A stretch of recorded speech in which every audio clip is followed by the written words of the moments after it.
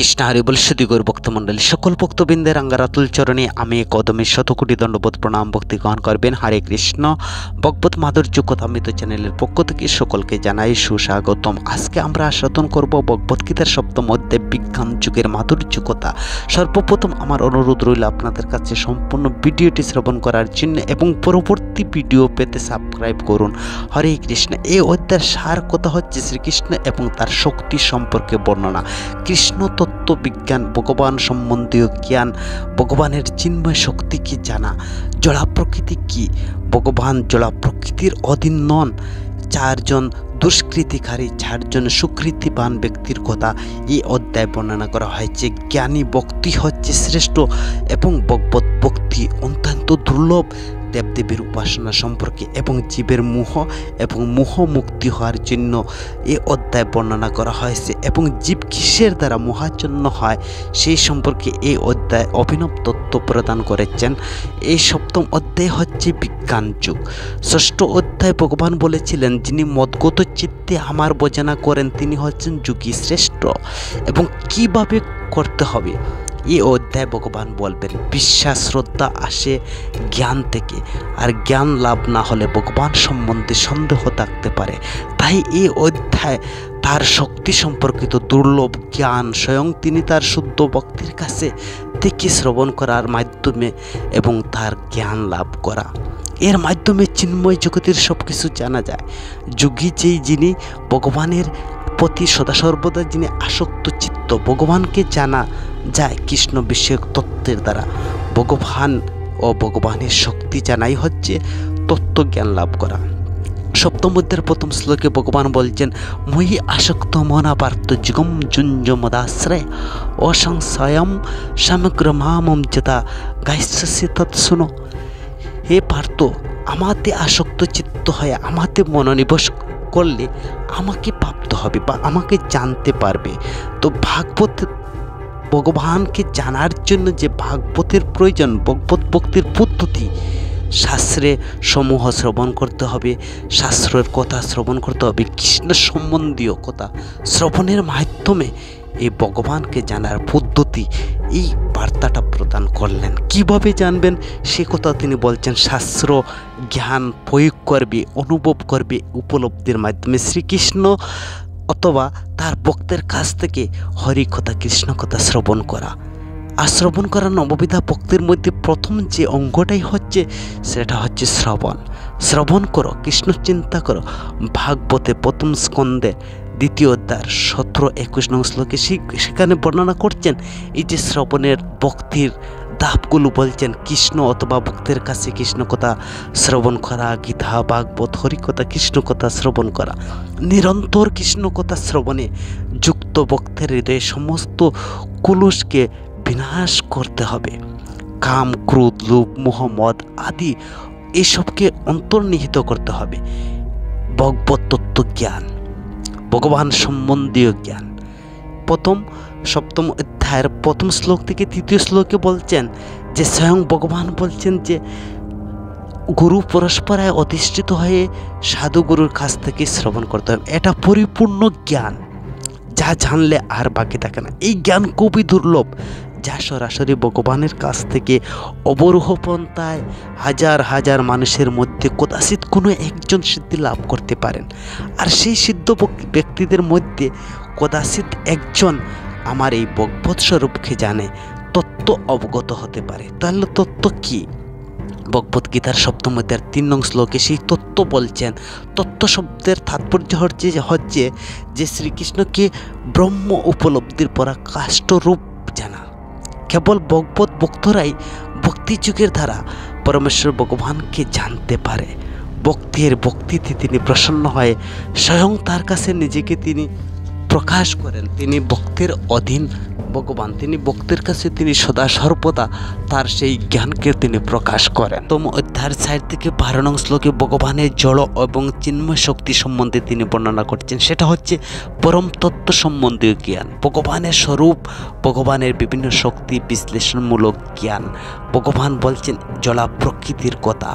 সপ্তম অধ্যায়ের 5 নং শ্লোকে তিনি বলছেন অপরায়ম ইতো তু অন্যম প্রকৃতি বিধি মে পরম জীবভূত মহাবাহ জয়া ইদম জগতে। তিনি 8টি রূপে অভিব্যক্ত করেছেন। মাটি, জল, অগ্নি, বায়ু, আকাশ বলা হয় পঞ্চমহাভূতরা স্থূল সৃষ্টি। তার মধ্যে 5 ইন্দ্রিয় বিষয় ভৌত জগতে শব্দ, রূপ, স্পর্শ, রস, গন্ধ, মন, বুদ্ধি, অহংকার। হে মহাবাহ, নিকৃষ্ট প্রকৃতি থেকে আমার আরেকটি উৎকৃষ্ট প্রকৃতি রয়েছে, যে প্রকৃতিটা হচ্ছে চৈতন্য স্বরূপা জীবভূতা। আর সেই শক্তি থেকে সমস্ত জীব নিঃসৃত হয়ে এই জড়জগতে ধারণ করে আছে। এখানে ভগবান জীবের কথা বলছেন। জীব সর্বপ্রথম কোথায় ছিল? সেই উৎকৃষ্ট প্রকৃতির মধ্যে ছিল, আর সেখান থেকে সমস্ত জীব নিঃসৃত হয়ে আমরা আজ জড়জগতে ধারণ করে রয়েছেন। তিনি সপ্তম অধ্যায়ের 6 নং শ্লোকে বলছেন আমি সমস্ত উৎপত্তির এবং প্রলয়ের মূল কারণ হিসাবে জানবে। সপ্তম অধ্যায় 7 নং শ্লোকে তিনি বলছেন কেউ আমায় দেখতে পায় না, আমি মুক্তের মালার মতো সুতার মতো গাঁথা, আমার চেয়ে শ্রেষ্ঠ আর কোনো তত্ত্ব নেই। গীতার সপ্তম অধ্যায়ের 7 নং শ্লোকে তিনি বলছেন, ব্রহ্মসংহিতায় বলছেন ঈশ্বর পরম কৃষ্ণ। তো ভগবানের প্রধান শক্তি রয়েছে তার জলাশোক প্রকৃতি।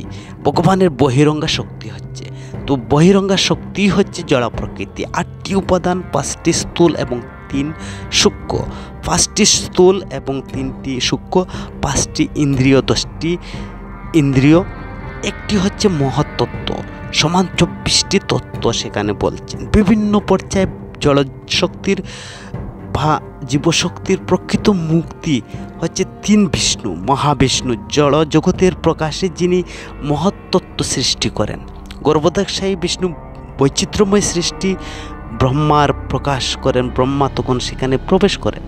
ক্ষীরোদশায়ী বিষ্ণু তিনি পরমাত্মা রূপে জীবের হৃদয়ে সদা সর্বদা ব্যপ্ত রয়েছেন। তো সপ্তম অধ্যায়ের 8 থেকে 11 নং শ্লোকে ভগবান বলছেন জলা প্রকৃতির কারণে নির্যাসী শ্রীকৃষ্ণ ভগবান। জলের স্বাদ, সূর্যের আলো, চন্দ্রের আলো, ওম, প্রণব শব্দ, মানুষের পুরুষ, গন্ধ, তেজ, সর্বভূতে জীব, তপ, বুদ্ধি, বল, কাম, রস, এইসব আমাহতি সৃষ্টি। ভগবান বলছেন এই সব আমাহতি সৃষ্টি 3 গুণটাই মূল রয়েছে, কারণ তিনি 3 গুণের অধীন নয়। পরমেশ্বর ভগবান হচ্ছেন তিনি গুণাতীত। সপ্তম অধ্যায়ের 12 নং শ্লোকে তিনি সমস্ত জগৎ পরিচালনা করছেন 3 গুণের দ্বারা। তো গুণসমূহ ভগবানের কাছ থেকে উৎপন্ন, সব কিছুতেই ভগবান রয়েছেন, কিন্তু ভগবান সব কিছুতে থাকার সত্ত্বেও আমরা দেখতে পাই না কেন? নিজের প্রচেষ্টায় আমরা যদি চাই তাহলে জানতে অসম্ভব। কৃষ্ণের শরণাগত হলে, কৃষ্ণের ভক্ত হলে তখন তিনি তাকে জানা যায়। ভগবান গীতার 4র্থ অধ্যায় অর্জুনকে বলছেন আমি যে তোমাকে এই যে গীতা তত্ত্ব বা গীতার জ্ঞান উপদেশ প্রদান করছি কারণ তুমি আমার ভক্ত। তো যতক্ষণ না পর্যন্ত ভগবানের কাছে শরণাগতি হওয়া যায় ততক্ষণ পর্যন্ত এই 3 গুণ প্রভাব থেকে মুক্ত হওয়া অসম্ভব। তাহলে 3 গুণ থেকে বন্ধন থেকে মুক্ত হতে হবে। শ্রীকৃষ্ণের শরণাগত হলে এই 3 গুণের বন্ধন থেকে মুক্ত হয়ে শ্রীকৃষ্ণের ভগবানের বিশেষ গুণ সমূহ ভগবানের কাছ থেকেই সম্পূর্ণ উৎপত্তি, কিন্তু তিনি তার অধীন নন। ভগবান সব কিছুর কারণ, নির্যাস উভয়। তিনি এখানে সারকতা হিসাবে উপস্থাপন করছেন এই জগৎ নিয়ন্ত্রণকারী প্রকৃতি। তিনি বলছেন এই প্রকৃতি জগৎকে নিয়ন্ত্রণ করছে, 3 গুণসমূহ অসব তার অধীনে। কেউ হয়তো এখানে বলতে পারেন বা প্রশ্ন জাগতে পারে যে যেভাবে হোক না কেন ভগবান তো সর্বত্রই আছেন বা সর্বত্র থাকেন, তবে কেন তাকে দেখতে বা জানতে আমরা তার শরণাগত হতে হবে? আমাদের বাধার সম্মুখীন হতে হয় ভগবানকে জানতে গেলে এই 3 গুণের দ্বারা। তো এই প্রশ্নের কথার উত্তর ভগবান ভগবত গীতার 13 এবং 14 নং শ্লোকে তিনি প্রদান করবেন এই অধ্যায়। জল প্রকৃতির 3 গুণ শ্রীকৃষ্ণেরই শক্তির প্রকাশ, সর্বত্রভাবে তার অধীন, যার দ্বারা সমস্ত জড়জগৎ মোহিত এবং আবদ্ধ। তাই 3 গুণের প্রভাব থেকে মুক্ত হতে শ্রীকৃষ্ণের চরণে শরণাগত হওয়া মাত্র জীবের, আর কোনো উপায় নেই। যদি কেউ এই 3 গুণের প্রভাব থেকে মুক্ত হতে চায় একমাত্র ভগবানের শরণাগত হওয়া যায়। তো সপ্তম অধ্যায়ের 13 নং শ্লোকে তিনি বলছেন 17তম 3 গুণে জীব মোহিত হার গুণের অতীত যে অভ্যে আমাকে সে জানতে পারে না। তো ভগবানকে জানতে পারি না আমরা কেন? এই যে 3 গুণের প্রভাবের মধ্যে আমরা মোহিত রয়েছি, তাই বিধায় যে এই 3 গুণের যে অতীত বস্তু তাকে আমরা জানতে পারি না। তিনি সপ্তম অধ্যায়ের 14 নং শ্লোকে তিনি বলছেন দৈবী হি এষা গুণময়ী মম মায়া দুরত মায়া মাম এব যে প্রপদন্তে মায়া এ তাম তরন্তি। এই মায়াতি গুণ আত্মিকা এবং দূর অতিক্রমণীয়, যারা আমাকে প্রবৃত্তি করবে, ভগবান বলছেন যারা আমার শরণাগত হবে, আমাকে ভক্তি করবে, তারা সহজে এই মায়ার থেকে উত্তীর্ণ হতে পারে। কারণ এই 3 গুণে কীভাবে মোহিত জীবের মানুষের দেহগত মন বৈশিষ্ট্য, যেমন তারা চেহারা, বর্ণ, জাতি, পরিচয় নির্দেশ করে দেয়, আমিত্ব করে দেয়, তারা নিজের পরিচয় করিয়ে দেয়, তারা মনে করে কৃষ্ণের 3 গুণের অধীন, এইসব মনোভাব করে। আর এই মোহের ফল হচ্ছে কি? এই মোহের ফলের মধ্যে বদ্ধ জীবের জানা তো দূরের কথা, একবারেই ভুলে যায় আমরা ভগবানের ভগবানের যে বলছেন না, আমরা প্রকৃতি, আমার উৎকৃষ্ট প্রকৃতি থেকে সকল জীব নিঃসৃত হয়েছে, আমরা এই 3 গুণের মধ্যে জীব তখন তার সম্পূর্ণটাই ভুলে যায়। বদ্ধ জীব জানা তো দূরের কথা, সে অব্যয় বস্তুকে জানতে পারে না। তো কীভাবে এই 3 গুণ থেকে মুক্ত হয়ে মানুষ ভগবানকে উপলব্ধি করতে পারে? নিজে প্রচেষ্টা করলে হবে না, তো সদা সর্বদা ভগবানের শরণাগত হতে হবে। তাই ভগবান তোমাকে জ্ঞান, মানে একমাত্র ভগবানের শরণাগত হওয়া ছাড়া আর কোনো উপায় নেই। উদাহরণস্বরূপ দড়ি দিয়ে কাউকে বেঁধে রাখা হলে সে নিজে থেকে বন্ধনমুক্ত হতে পারে না, অন্য কেউ তাকে বন্ধনমুক্ত করে দিতে পারে যদি সে বন্ধনমুক্ত হয়। তাই ভগবদ্গীতার 7ম অধ্যায়ের 15 থেকে 19 নং শ্লোকে সেখানে তিনি 4 প্রকার সুকৃতি ও দুষ্কৃতিবান ব্যক্তির কথা বলছেন। প্রথম বলছেন যে মূল, ওরা নিজে ভোগ করতে চায়, পরিশ্রম করে। দ্বিতীয় যে দুষ্কৃতিকারী হচ্ছে নরাধম, এরা সভ্য শ্রেণীর মানুষ, দুর্লভ ও মানবদের পেয়ে ভগবত ভক্তি করে না, এরা হচ্ছে নরাধম। মায়া অপহত বা নিজেকে মায়ার দ্বারা সে আবদ্ধ থাকে, তার জ্ঞান অপহৃত হয়ে থাকে, তাই তাকে মায়াহত জীব জগতে তিনি দুষ্কৃতিকারী বলে আখ্যায়িত করেছেন। আসরিক পাপ সম্পন্ন ব্যক্তি, তাদেরকেও ওই 4 প্রকার ব্যক্তি হচ্ছে দুষ্কৃতিকারী। এবং 4 প্রকার সুকৃতিবান ব্যক্তির কথা বলছেন। আর্থ হচ্ছেন গজেন্দ্র এবং আর্তাতি ধ্রুব মহারাজ, জিজ্ঞাসু, সনকাদি এবং চতুর্সেন, এবং জ্ঞানী হচ্ছেন সুখদেব গোস্বামী। এই 4 প্রকার কি সুকৃতিবান শুদ্ধ ভক্ত? তিনি বলছেন না, ভগবত ভক্তি পেলে বা ভগবত ভক্তির পিছনে কোনো স্বার্থ থাকবে না। ভগবত ভক্তির সঙ্গে হলো অনুকূলভাবে শ্রীকৃষ্ণের সেবা করা। তো 4 সুকৃতিবানের ফল কি? শুদ্ধ ভক্তি লাভ করেন এবং লাভ গতির মধ্যে হিসাব তারা করে না, আর দুষ্কৃতিকারীর কোনো আশাই থাকে না সেখানে। তিনি বলছেন 7ম অধ্যায়ের 17 নং শ্লোকে তিনি বলছেন জ্ঞানী ভক্ত হচ্ছে শ্রেষ্ঠ, কারণ তারা পরম তত্ত্ব সম্বন্ধে অবগত এবং তারা সদা সর্বদা শরণাগত। সেখানে তিনি বলছেন যে এই যে জ্ঞানী ভক্ত শ্রেষ্ঠ কেন? তারা পরম তত্ত্ব আমাকে অবগত, তারা আমার শরণাগত হয়ে, তারা হচ্ছেন মহাত্মা, তারা দুর্লভ। ভাগবতে বর্ণনা করা রয়েছে যে ভগবান নবম স্কন্দের 4র্থ অধ্যায়ের 68 নং শ্লোকে সেখানে তিনি বলছেন যে সাধব হৃদয়ম, যে ভগবানের অন্তরঙ্গ যে সম্পর্ক রয়েছে, তার ভক্তের সঙ্গে ভগবানের যে অফুরন্ত তার সম্পর্ক, সেই সম্পর্কের কথা সেখানে তিনি বলছেন যে সাধব হৃদয়ম, যারা ভক্ত তারা আমার হৃদয়ের মধ্যে অন্তরঙ্গ সম্পর্ক রয়েছে। গীতার 7ম অধ্যায়ের 19 নং শ্লোকে তিনি বলছেন বহুনাম জন্মান্তে জ্ঞানবান মাম প্রপদন্তে বাসুদেব সর্বম এইটি মহাত্মা দুর্লভ।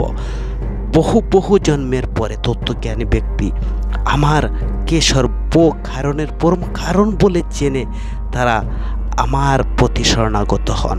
আর সেই রূপ যে মহাত্মা রয়েছেন তারা অত্যন্ত দুর্লভ।